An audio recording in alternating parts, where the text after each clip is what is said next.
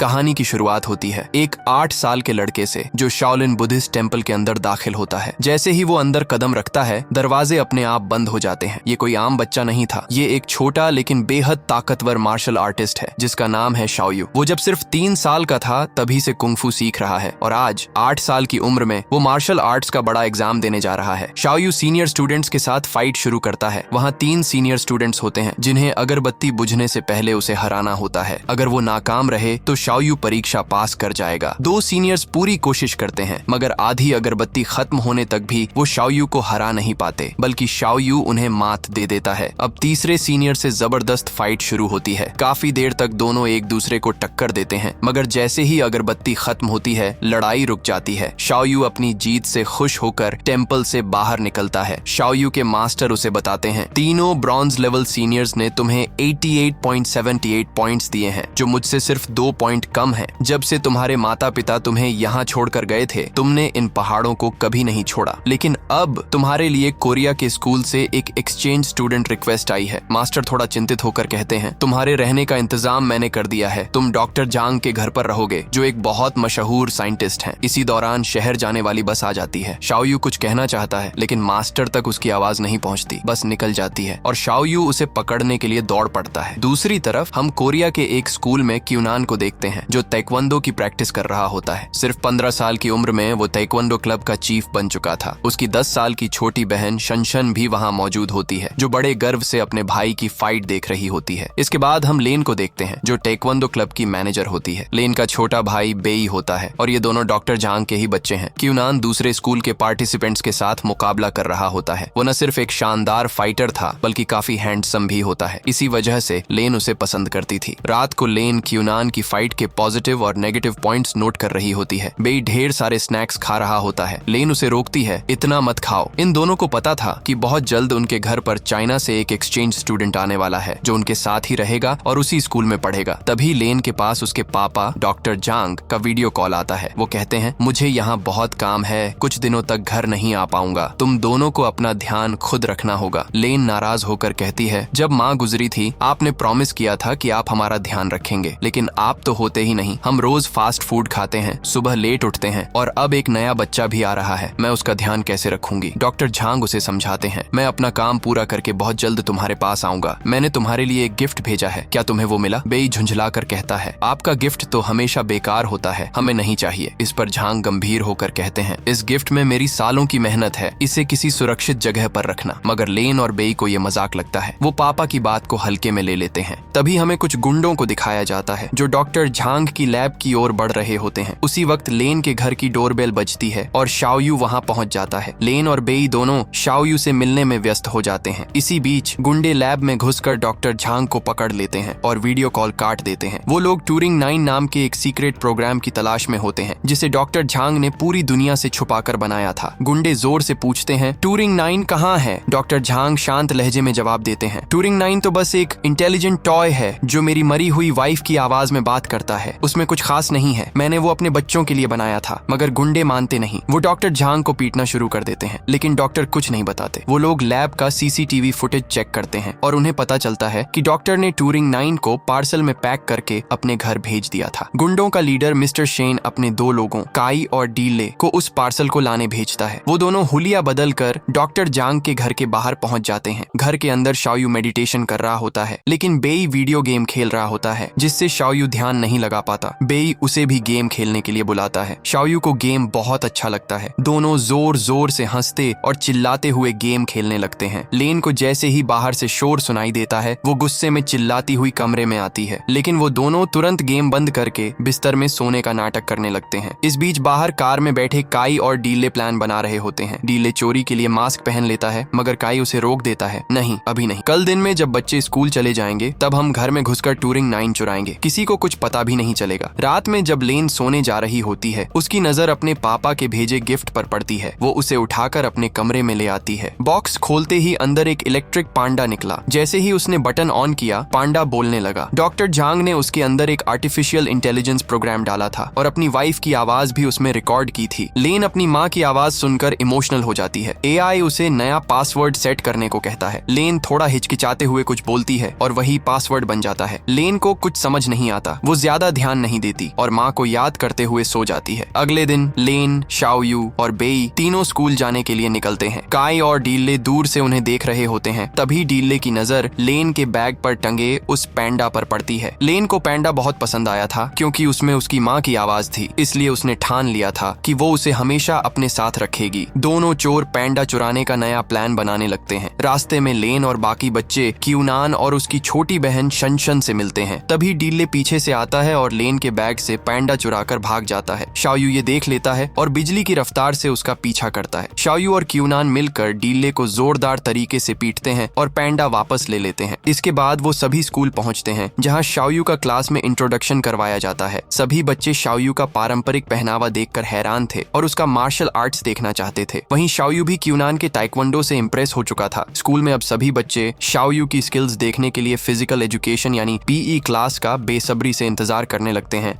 PE class में शाओयू अपनी शानदार फ्लेक्सिबिलिटी और रफ्तार से सभी को हैरान कर देता है। उसकी स्पीड और मूवमेंट देखकर सिर्फ बच्चे ही नहीं बल्कि पीई टीचर भी दंग रह जाते हैं। क्लास खत्म होने के बाद शाओयू बेई के साथ लेन के पास जाता है जो ताइक्वांडो ट्रेनिंग हॉल में थी। वहाँ क्यूनान प्रैक्टिस कर रहा होता है। शाओयू उसके स्टाइल को देखकर खुश होता है और ध्यान से उसे देखता है। क्यूनान भी शाओयू की मौजूदगी में और ज्यादा मुश्किल स्टंट करने लगता है। रात को लेन और बाकी सबके सोने के बाद काई और डीले घर में घुसने की प्लानिंग करते हैं। सबसे पहले काई अंदर आता है लेकिन कूदते ही कैक्टस पर गिर जाता है और बुरी तरह दर्द में तड़प उठता है। इसके बाद दोनों मिलकर घर में घुसते हैं मगर शाओयू को नींद नहीं आ रही थी। वो लिविंग रूम में वही स्टंट प्रैक्टिस कर रहा होता है जो उसने क्यूनान को करते देखा था। शाओयू को दोनों चोर नजर आ जाते हैं। वो पहले तो छुपकर उन्हें डराता है, फिर उन पर टूट पड़ता है, दोनों की जबरदस्त धुलाई कर देता है और घर से भगा देता है। लेकिन इस लड़ाई में वो दोनों एक ह्यूमिडिफायर पैंडा उठा ले जाते हैं। उन्हें लगता है कि वही टूरिंग 9 है। वो पैंडा लेकर अपने बॉस मिस्टर शेन के पास पहुंचते हैं। मिस्टर शेन जब देखता है कि वो असली पैंडा नहीं है तो गुस्से से आग बबूला हो जाता है। वो उन्हें सजा देता है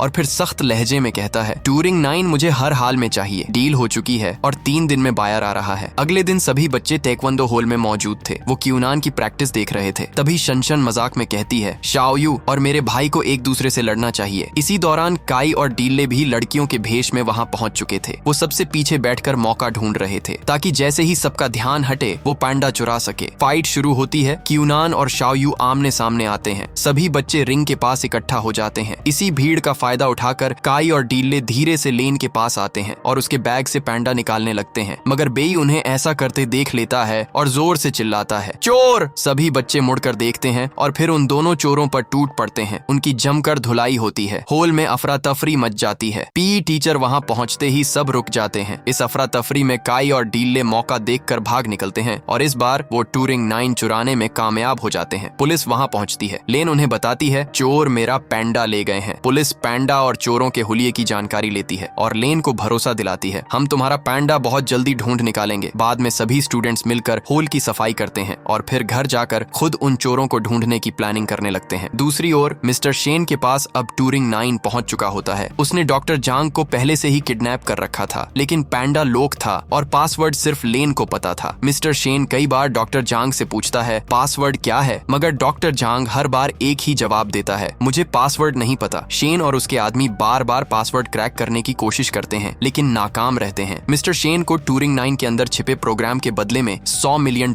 मिलने वाले थे लेकिन जब तक वो इसे अनलॉक नहीं कर पाता वो रकम महज एक सपना थी। अब पैंडा चोरी हुए 2 दिन बीत चुके थे। पुलिस का कहना है, इस पूरे मामले में जरूर एक बड़ी गैंग का हाथ है। हम उनका पता लगाने की कोशिश कर रहे हैं। वही मिस्टर शेन लगातार कोशिश कर रहा था लेकिन वो टूरिंग 9 का पासवर्ड अनलॉक नहीं कर पा रहा था। बार बार की नाकामी से उसका गुस्सा बढ़ता जा रहा था। वो गुस्से में डॉक्टर जांग को पीटना शुरू कर देता है और उससे पासवर्ड उगलवाने की कोशिश करता है मगर डॉक्टर जांग कुछ भी बताने से इनकार कर देते हैं। इसी बीच डॉक्टर जांग के मोबाइल पर लेन का वॉइस मैसेज आता है। दरअसल आज लेन का बर्थडे था। वो अपने पापा से कह रही होती है, पापा शाम 6 बजे से पार्टी शुरू होगी इसलिए टाइम से घर आना। शेन को एक शातिर आइडिया आता है। वो तय करता है कि डॉक्टर की बेटी को किडनैप करके उससे पासवर्ड निकलवाएगा। वो तुरंत अपने गुंडों को लेन को पकड़ लाने का हुक्म देता है। उसी शाम क्यूनान, बेई, शाओयू और शनशन मार्केट में होते हैं। वो लेन के लिए गिफ्ट खरीदते हैं और घर लौटने लगते हैं। लेन घर पर अपनी फ्रेंड्स के साथ पार्टी की तैयारी में लगी होती है। तभी उसे पापा का मैसेज आता है, मैं घर के बाहर आ गया हूँ। लेन बहुत खुश हो जाती है और उन्हें देखने बाहर निकलती है, लेकिन गेट के बाहर एक ब्लैक कार खड़ी होती है जिसमें मिस्टर शेन के लोग बैठे थे और डॉक्टर जांग को भी उसी कार में बांध कर रखा गया था। लेन को शक होता है। वो धीरे धीरे कार की तरफ बढ़ती है। तभी कार से डॉक्टर जांग निकलते हैं और उसे चिल्लाकर कहते हैं, भागो लेन। लेन घर की तरफ दौड़ती है, मगर तभी गुंडे उसे पकड़ लेते हैं। लेन चीखती है, उसकी आवाज दूर तक गूंजती है। इसी दौरान क्यूनान और शाओयू, जो घर से थोड़ी ही दूर थे, लेन की चीख सुन लेते हैं और उसकी मदद के लिए दौड़ पड़ते हैं। शाओयू जैसे ही कार के पास पहुंचता है, एक गुंडा गेट खोलकर उसे जोर से धक्का मारता है। शाओयू जमीन पर गिर जाता है। क्यूनान उस गुंडे पर अटैक कर देता है, लेकिन वो आदमी भी एक शानदार मार्शल आर्टिस्ट निकलता है। वो क्यूनान को बुरी तरह पीटकर कार लेकर भाग जाता है। लेन को किडनैप कर लिया गया था, लेकिन क्यूनान और शाओयू हार नहीं मानते। वो दोनों कार का पीछा करने लगते हैं। क्यूनान शनशन से कहता है, तुम पुलिस को कॉल करो। शनशन वहीं रुक जाती है, लेकिन बेई भी दौड़कर उनके पीछे लग जाता है। कुछ ही देर में वो गुंडे अपने अड्डे पर पहुंच जाते हैं। शाओयू और क्यूनान भी उनके पीछे पीछे वहां पहुंचते हैं। उन्हें पता नहीं होता कि बेई भी चुपके से उनका पीछा कर रहा है। शेन के लोग डॉक्टर और लेन को शेन के सामने लाते हैं। उन्हें कुर्सी पर बांध दिया जाता है। मिस्टर शेन लेन को चाकू की नोक पर रखकर डॉक्टर से कहता है, पासवर्ड बता,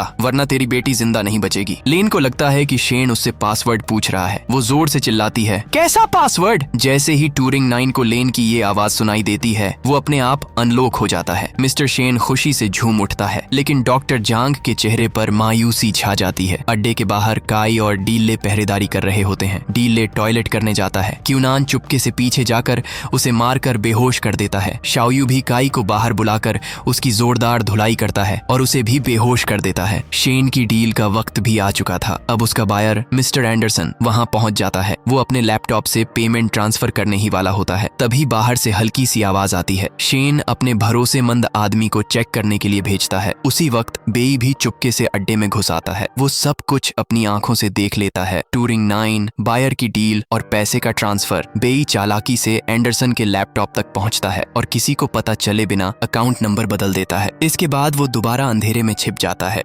बाहर शेन का एक आदमी जाकर हालात चेक करता है। वो काई को बेहोश पड़ा देखता है। हैरान होकर वो डीले के पास जाता है, लेकिन तभी अचानक क्यूनान और शाओयू उस पर पीछे से अटैक कर देते हैं। दोनों मिलकर तेज और सटीक वार करते हैं। कुछ ही पलों में वो गुंडा भी ढेर हो जाता है। क्यूनान वहीं रुक जाता है और शाओयू को अंदर जाने के लिए कहता है, जाओ लेन को बचाओ। अंदर शेन और एंडरसन के बीच डील चल रही थी। एंडरसन ने पेमेंट ट्रांसफर कर दी थी, मगर शेन के अकाउंट में पैसे पहुंचे ही नहीं। अब दोनों के बीच जबरदस्त बहस शुरू हो गई थी। शेन बिना पैसे प्रोग्राम देने को तैयार नहीं था। इसी बीच बेई चुपके से अपने पापा और लेन के हाथ खोलने लगता है, लेकिन हल्की सी आवाज शेन के कानों में पड़ जाती है और वो उसे पकड़ लेता है। तभी शाओयू भी अंदर पहुंच जाता है। शेन और एंडरसन के लोग तुरंत उस पर हमला कर देते हैं, लेकिन अब शाओयू अपनी स्पीड और ताकत से एक एक कर सभी को गिरा देता है। बेई ने अपने पापा और बहन के हाथ खोल दिए थे। अब वो भी आजाद थे। शेन, एंडरसन और डॉक्टर जांग के बीच टूरिंग 9 के प्रोग्राम को लेकर जबरदस्त झगड़ा शुरू हो जाता है। लेन और बेई भी शाओयू का साथ देते हुए गुंडों पर टूट पड़ते हैं। शाओयू सबको धूल चटा देता है और लगभग सभी गुंडे बेहोश हो जाते हैं, लेकिन शेन प्रोग्राम लेकर वहां से भाग निकलता है। शाओयू, क्यूनान और बाकी सभी उसके पीछे दौड़ पड़ते हैं। बाहर क्यूनान अभी भी शेन के एक खास आदमी से लड़ रहा था और अब तक उसे हरा नहीं सका था। वो आदमी क्यूनान को बुरी तरह घायल कर देता है। शेन वहां पहुंचता है और अपने आदमी को आगे कर देता है। वो बाकी सभी को रोकता है, जबकि शेन भाग जाता है। अब शाओयू उस आदमी के सामने अकेला होता है। वो जोरदार फाइट शुरू करता है। इसी बीच डॉक्टर, बेई और लेन शेन के पीछे दौड़ते हैं। शाओयू को अकेला लड़ते देख क्यूनान फिर से उठ खड़ा होता है और उसके साथ लड़ने आता है, लेकिन वो गुंडा बेहद ताकतवर था। वो फिर से क्यूनान को मारकर दूर फेंक देता है। शाओयू अपने मास्टर की सिखाई हुई शाओलिन मार्शल आर्ट्स याद करता है। गहरी सांस लेकर वो अपनी पूरी ताकत झोंक देता है और एक आखिरी जोरदार अटैक से उस आदमी को हरा देता है। दूसरी ओर डॉक्टर जांग, बेई और लेन ने